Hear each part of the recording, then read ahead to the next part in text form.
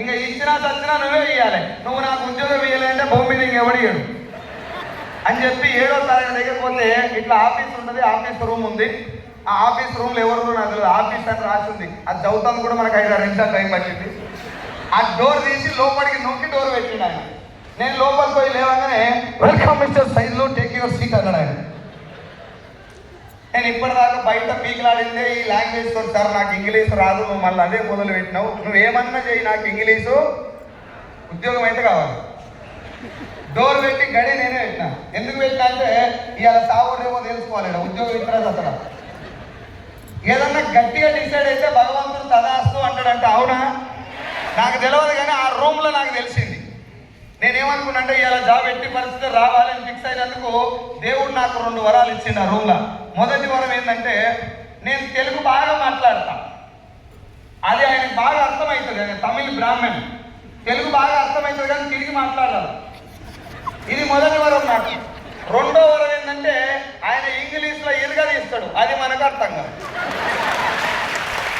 ఆయన ఇంగ్లీష్లో ఏమైనా క్వశ్చన్ అడిగిన అనుకో నేను అంట 2-3 సార్లు అన్న చూసి ఇంకో మొత్తుకుడు చెప్పిందంతా ఇనుడు అయిపోతుందని చెప్పి వినటం మొదలుపెట్టి నాకు కావాల్సింది కూడా ఆయన వినటమే. నేను ఒక 15-20 నిమిషాలు నా వెనకాల ఉన్న కష్టాలు మొత్తం చెప్పి నిజం చెప్పిన, అబద్ధం చెప్పలే. మా నాయన పడే బాధ, నేనున్న పొజిషన్ ఇందాక మీద కొంచెం చూసి అక్కడ ఇంకా అంతకంటే వరస్ట్ కూడా మా సిచ్యువేషన్, మా ఇల్లు అదంతా మట్టి గోడలు, అది మొత్తం చెప్పిన. సార్ నా పరిస్థితి ఇది, మీరు ఏం పని ఇచ్చినా ప్రాణం పణంగా పెట్టి పని చేస్తా, నాకు జీతం కూడా 3 నెలల దాకా ఇయ్యకు, నా పని చూస్తే నువ్వు పైసలు ఇయ్యి అని చెప్పి నేను మొత్తం మా కుటుంబ పరిస్థితి మొత్తం చెప్పగానే ఈడంగా చిన్నగా తడే అయింది సార్కు. మొత్తం వినండి, ఈడంగా చిన్నగా తడే అయింది సార్కు.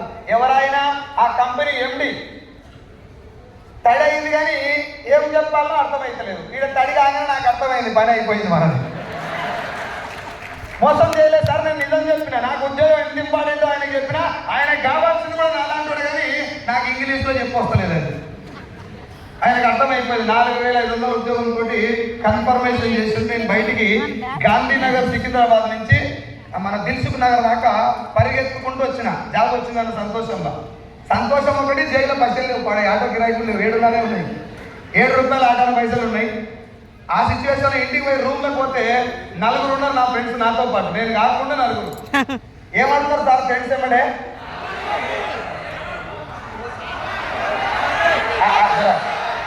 బాల్కాన్ మాట్లాడండి, బాల్కాన్ మాట్లాడండి. రావద్దు కదా, నేను మా తెలంగాణ వాళ్ళే అనుకున్నా, మీరు తక్కువ లేం కాదు, మీరు వచ్చే ఉన్నారు. జనరల్గా ఎవరైనా ఏమైనా సాధిస్తే ఏమడుగుతారు, కంగ్రాచ్యులేషన్స్ అని చెప్పాలి ముందు, దాని తర్వాత పార్టీ అడగాలి. Yes or no. నేను పోగానే ఏమైంది రా అన్నారు, నేను ఇట్లా అన్నా. అనగానే ఏం లేదా అలా అన్నారు, నేను ఇట్లా అన్నా. జైల్లో 7.5 పెట్టుకొని పార్టీకి సిద్ధమవుతారా సార్ ఎవడన్నా? నేను అయినా 10,000 రూపాయలు అప్పు చేసి నైట్ 5,000 రూపాయలు ఒక బార్లా అయిపోగొట్టినాం. దావత్ అయిపోయింది, ఫుల్ కుర్చీలో జాబ్ ఎక్కినా. ఇంకా జీవితం మారిపోతుంది, నాతో పాటు చదువుకుంటూ ఇంకా ఉద్యోగాల కోసం ప్రయత్నం చేస్తున్నారు. నాకు ఆల్రెడీ ఉద్యోగం వచ్చింది కాబట్టి ఇరుగదీస్తా అనుకున్నా. మొదలు పెట్టిన, జీతం మొత్తం అయిపోయింది. 1 తారీఖు జీతం వచ్చింది, 5వ తారీఖు అయిపోయింది. ఫస్ట్ నెల కాబట్టి ఇట్లా అయిపోయింది, వచ్చే నెల నుంచి ఎన్నికేసుకోవచ్చు అనుకున్నా. 2వ నెల అట్నే అయింది, 3వ నెల అట్నే అయింది, 4వ నెల అట్నే, 10 నెలలు అట్నే, సంవత్సరం దాకా అట్నే అవుతుంది. 1 తారీఖు వస్తుంది, 5 తారీఖు అయిపోతుంది. నాకేనా ఉద్యోగం చేస్తుంది అందరికి ఇట్నే అవుతుందా? అందుకే చెప్తున్నా, లేకపోతే నా కొలుపు చెప్తే నీకేం వచ్చి పడైతుంది. కానీ తెలియదు మనకు అలా ఉన్నప్పుడు. మీటింగ్కి రా స్వామి అంటే ఇవాళ బాస్ అర్జెంట్గా రమ్మన్నాడు ఆఫీస్, ఖాళీ ఉన్నప్పుడు నీకు ఫోన్ చేస్తా. మనిషి ఖాళీ ఎప్పుడు ఉంటాడు ఎరికేనా? రూపాయి బిల్లలు పెడతారు కదా 2 ఆయన ఖాళీ ఉంటాడు, ఎవరు బిజీగా ఉంటాడు. భూమి మీద బిజీగా ఉన్న భర్తను ఇంకా ఉంటలే, ఎవరు బిజీగా ఉన్నాడు. ఈడ ఇంట్రెస్ట్ ఉంటే ఈడికి వస్తాడు, దావత్ ఇంట్రెస్ట్ ఉంటే దావత్ పోతాడు, బీచ్ పోవాలని ఇంట్రెస్ట్ ఉంటే బీచ్కి పోతాడు. It is the matter of interest. ఇప్పటిదాకా భూమి మీద ఏ మనిషి బిజీగా ఉన్నాడు ఉంటే బిజీ ఉండడు మచ్చా, బిజీ అనే పదవే లేదు అసలు.